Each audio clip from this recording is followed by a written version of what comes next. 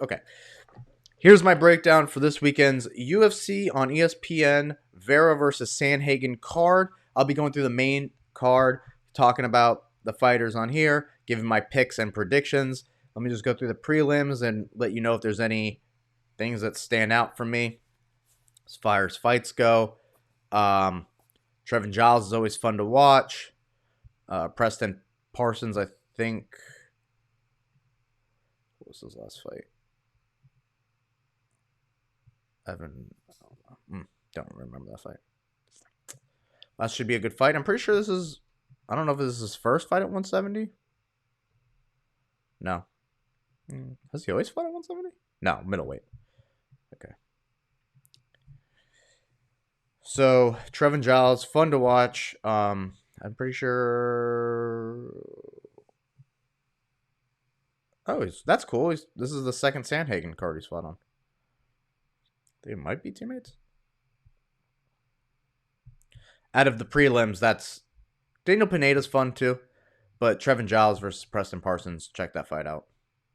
All right. So main card fight. Starting at the bottom, Chidi Njokuani versus Albert Duraev. I'm a huge Chidi fan. I love his style of Muay Thai. Even though his last fight against RoboCop, he got TKO'd. If there's anything that shows, is like if you can survive the onslaught of Chidi and then put the pressure on him, you could definitely win. But the same age, and then Albert, yeah, if Joaquin Buckley knocked him out, I think this is just another.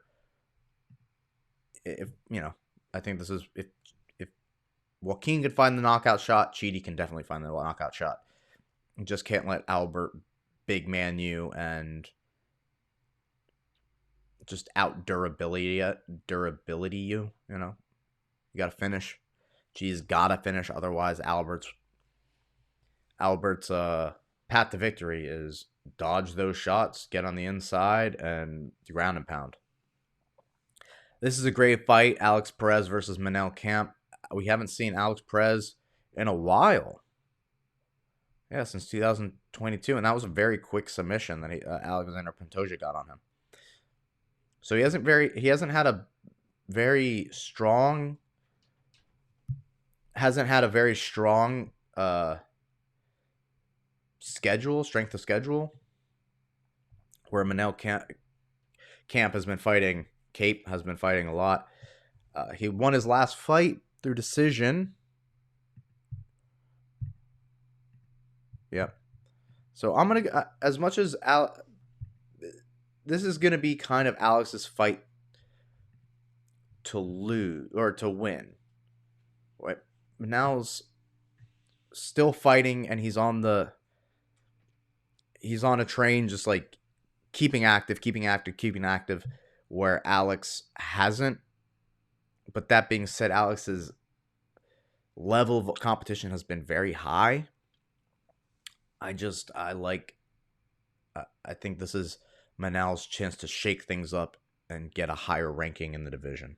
And Alex, it's imperative for him to win this and keep his stance in the division. And if he wins one more after this, he could easily fight for the title. Andrea Lee versus Macy Barber. Unless Macy Barber has improved her striking, Angela Lee is going to be a tough cookie. The age is probably the only thing that I would say would keep her. Maybe the size. Flyweight.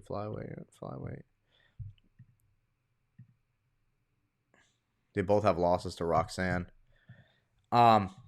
The reason why I would probably go with Macy Barber on this fight is just her ability to evolve. She's younger, so she's got a higher chance that she's evolved since her last fight, where Angela Lee is probably the same style, same yada yada yada. And then age doesn't help either. So Macy Barber, it's her fight to win. She's got to go in there, make a statement, beat Angela Lee. Then for Angela Lee, staying on the outside, picking the shots, and sprinkling in some wrestling here and there to kind of keep the pressure of Macy Barber off of her might be a good answer. It's kind of it's kind of shades of Corey Sandhagen versus Song Yadong, because I just watched that fight, so it's fresh in my mind. Kind of that mentality. Macy's going to pressure the girl, and it's going to be up to Andrea to stay on the outside and not let her bomb on her. Then we have Nate Landwehr versus Austin Lingo. I love Nate Landwehr, the Tennessee's own, the I guess the Tennessee Diaz brother, essentially. His last fight was crazy. Who was it? Yeah, David Onama. I can't bet against Nate after this fight. After that last fight, even though Austin might be some young up and comer, won by decision, beat Jacob, both decision fighters. If you are not ready to fight on Saturday, it is Nate Landwehr's night. This guy better be ready to fight, and it's not going to be like something he's going to be able to take care of Nate that easy either. And if he does, that'll show what level Austin Lingo's at. But it's really it's going to be up to Austin Lingo, because we know what Nate's going to do. He's going to go out there and he's going to he's going to fight. It's going to be tough. It's going to be in your ear, talking shit. It's going to be like fighting the Diaz brothers. And you didn't expect to fight the Diaz brothers. Now you're fighting a guy. It's kind of like the Diaz brothers. And you're like, this is crazy. And then in the co-main event, we have a weird matchup. We have Yana Kunitskaya versus Holly Holm. Didn't think I would see the return of Holly Holm anytime soon, and I thought Yana was kind of done with the sport. They both have the same record, 14-6. Wild. Holly, former bantamweight champion of the world. They might have trained together, honestly. I know Yana is with Thiago Santos in Florida now, but I'm pretty sure they might have trained together. Hold on one second.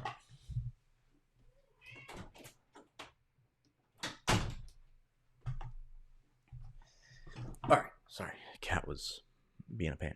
Okay, so Holly versus Yana, 41-33, probably the time for Yana to win the fight. Holly's lost one in her last, and the only improvements Holly's made is her wrestling ability in her older age in fighting. But I think that just plays into Yana Kunitskaya's game. If I'm Holly, I'm just trying to box her. Fuck it. Clearly she lost and got knocked out by Irina Aldana. She's got problems with her hands. I mean, you watched the Cyborg fight. So if I'm Holly, I'm embracing putting the shoes back on and boxing solely. And then Yana, I don't know, it's gonna be hard. It's gonna be hard to peg her down. You're gonna hope as Yana that Father Time has caught up to Holly Holm and she's slower. But that's a weird co-main event. Okay. So to the main event, the important Marlon Vera versus Corey Sandhagen. So I like this fight a lot, but stylistically, it doesn't seem too hard to peg. They're both the antithesis of each other. Marlon Vera, striker with jiu-jitsu, has some like wrestling that he uses to mix things up with his pressure. But he sets shots up and he causes more damage than he does volume. He's a slow starter, but uses his kicks heavily, switches stances. But it's all a lot more methodical and slowed down. Corey is the same thing, just at a higher pace, at a higher rip. He's constantly changing stances. He's touching you he's like hitting you with leg kick, then body punch, then head kick, then, and he's constantly changing levels. He's attacking different targets. And what we've seen in his last fight against Song Yadong is if you pressure him, he will change levels to interrupt your forward pressure and then allow him to reset. And then from the TJ Dillashaw fight, that what he took is that he can dominate a position against the cage and win rounds that way.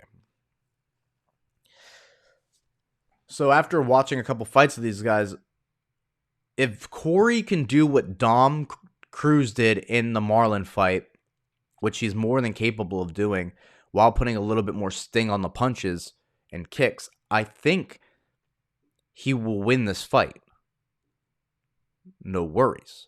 Keeping at distance, not letting Marlon set his feet, do exactly what Dom did, except, be a little bit more aware of your hands and your head position. And for Marlon, it is leg kicking heavy, starting off. Maybe even going to the ground somehow, using the elbows and ground and pound that we know he has, going to the body and going to the legs, obviously. But this is one of those fights where you cannot let the rounds get away from you. And I think that's a problem with Marlon Vera in these 5-round fights. Is if he doesn't do what Petr Yan does and turn it up in the third round, he's going to get shut out by just lack of volume. I don't think Corey is like his last opponents, where he just will stay there and let himself get caught on the way out. I think he moves laterally very well, so unlike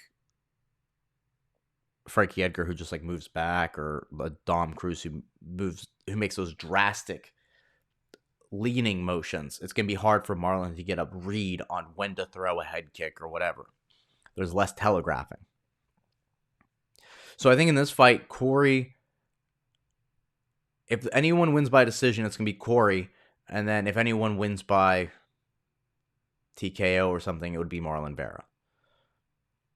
And based solely on that, I'm going to put my money on Corey, not literally, but I would put my money on Corey as who I would think would win this fight, based off of, if he plays it safe to a T, he'll be able to outscore Cheeto from what we've seen as far as Cheeto's lack of volume. But that's all I have for everyone today. Those were the fights for this coming up weekend. Saturday, 7 p.m. on the East Coast, 4 p.m. prelims. It's going to be a good card. And for everyone else, sunscrapnation.com. Come train with me. And here in Charlotte, you can go to the website. You can message me. You can find me on Instagram. The podcast will be posted on SoundCloud, Google Play, Spotify, iTunes, all the good places. And you can catch the video on YouTube, where I will be. It was so fun. Awesome time. I'll be back next week to break down all the fights that happened this past weekend, or that are happening this weekend. And then I'll be there to break down UFC 287, April 8th. The Alex Pereira versus Israel Adesanya 2 or 4 matchup. And then Gilbert Burns versus Jorge Masvidal. It's the Miami card. 305, baby. All right. Stay safe. Enjoy your weekend. Enjoy the fights. I've been your host, as always, Daniel Jonas. Make sure to like, subscribe, hit the notification bell. Follow me on socials. Until next time, peace.